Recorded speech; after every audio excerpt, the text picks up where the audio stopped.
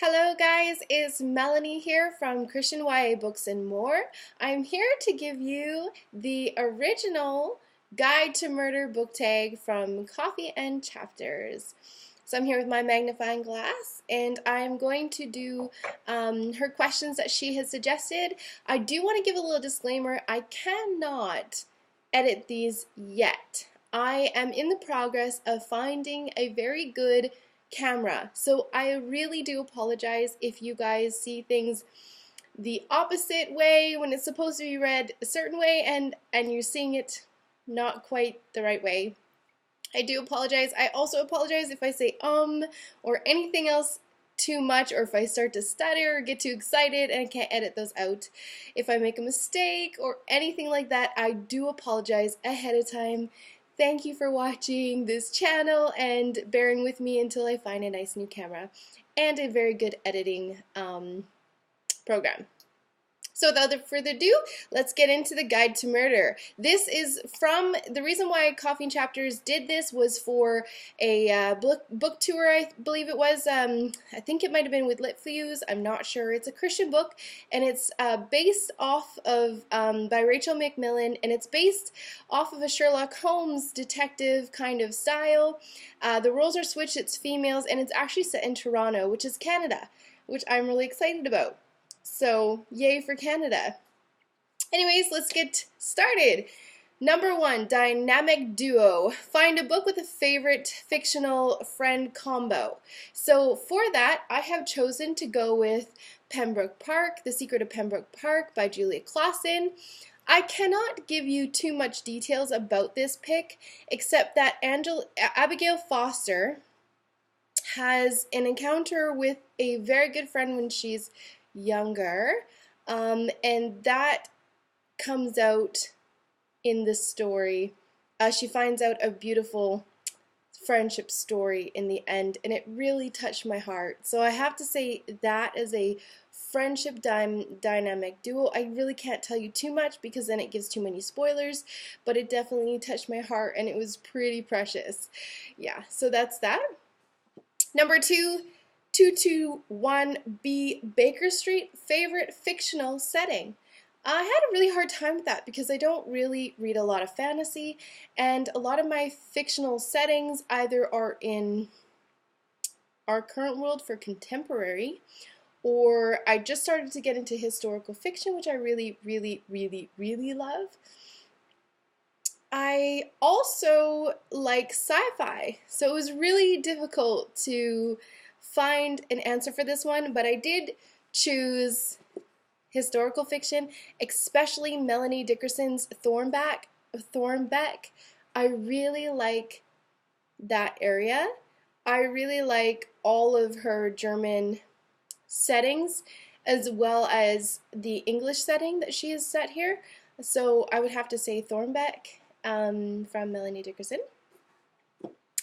Number 3, The Plot Thickens.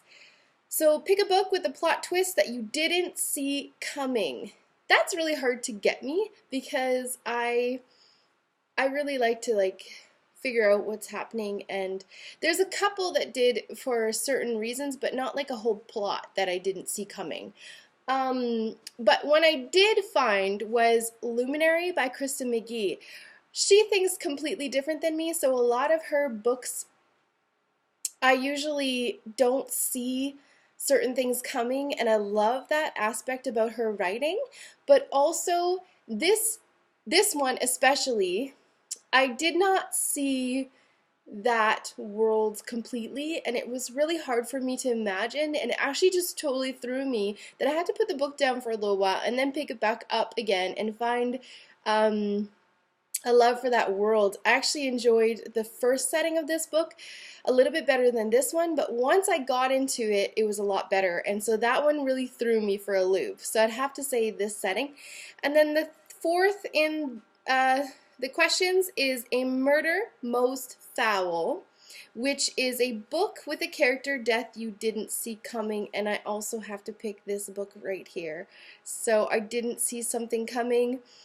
I could also pick The Fairest Beauty from Melanie Dickerson. I didn't see that sort of coming, but I did see it coming, so that was it. But this one really, I didn't see something coming in this book that I just was like, oh, so sad. So yeah, I have to say this one by Kristen McGee, who's an awesome author.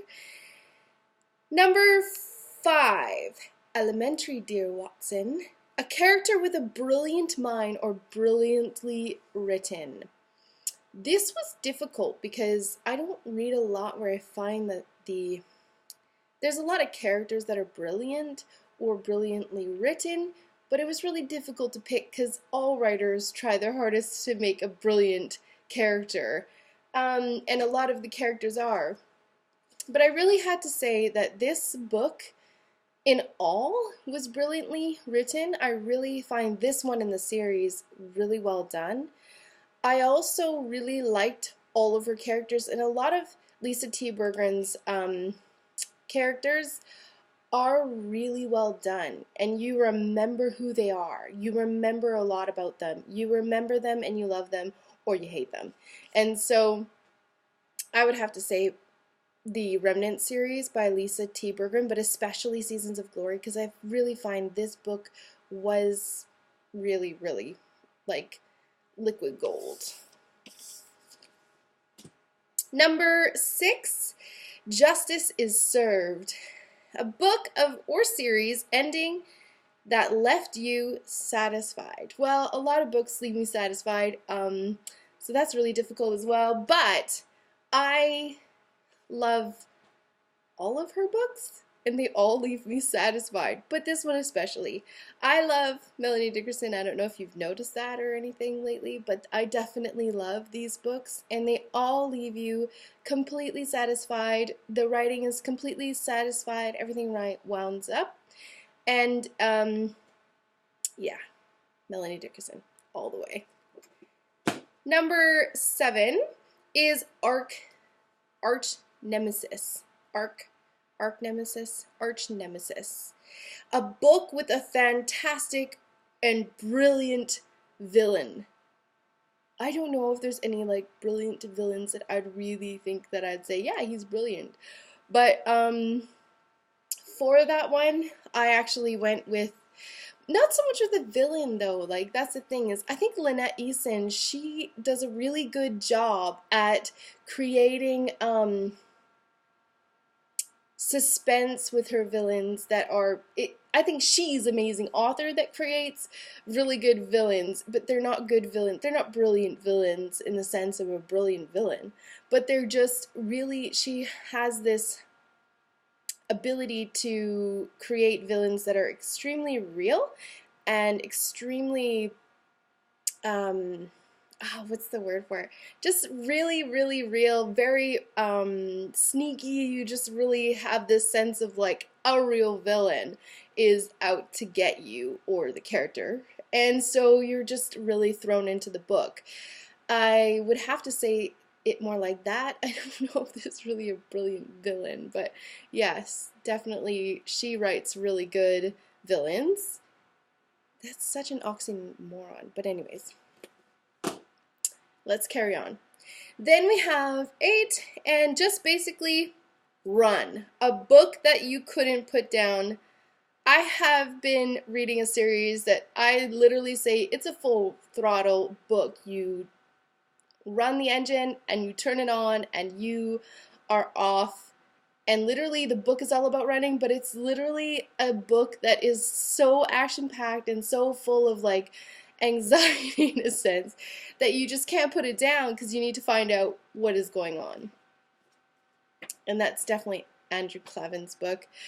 I am on book number 3. I am finishing it finally, and I wanted to finish it a long time ago, but I started reading it aloud to my children, who it's just taking a long time because we haven't had a time to actually sit down and read together in the last little while. So I've decided to pick it up, read it, and keep my mark where they left off so that I can pick it up for them later on. But then that way I could read the whole series and continue on, because a lot of times it's bedtime and I'm reading past their bedtime. So yeah, this book is on the run, continually fast-paced, amazing. So that's what I have to pick. Number 9 is use your connections, tag someone. I definitely tag Sarah Ella, who I think has already been tagged in this. And you, I take all of you. Anybody who wants to do this, it's a super fun tag. I also thank Angela from Coffee&Chapters who put this on. And I really want to get Rachel McMillan's book. She has written this book. It's set in Canada. I can't wait to get my hands on it. Plus, it's Sherlock Holmes. Who doesn't love detective stuff? Maybe some people don't, but I definitely love detective stuff, and I definitely love Sherlock Holmes style of writing, so I can't wait to really dig my eyes into that and get reading it. So once I get it, I'll definitely put up a review on my blog, realitywriter.wordpress.com. Until next time, we'll see you guys later, and happy reading. Bye!